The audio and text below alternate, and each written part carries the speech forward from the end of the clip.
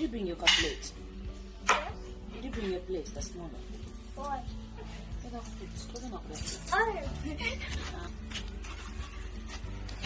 I'll tell you a spoon. Did you bring? It's there. Hey. Okay. Now you're one. You don't know my to one. You're taking all of them. It's not fair now. Tomala, we're not going to take him with yogurt. It's going to be nice, with yogurt.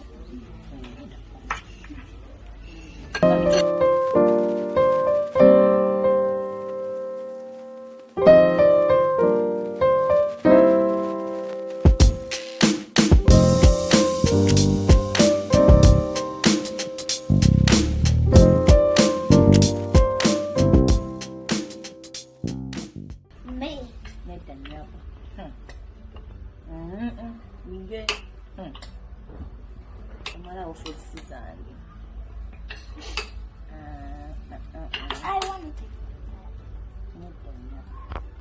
This is enough. Chichima to science, you want more?